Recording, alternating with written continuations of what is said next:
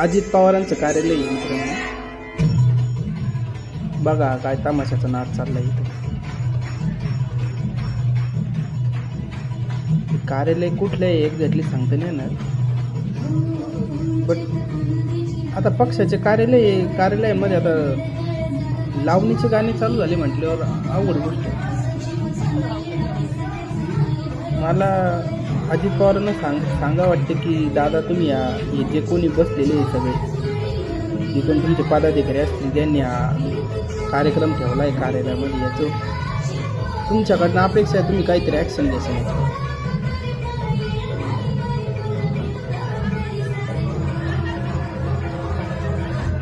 काय सुरू आहे?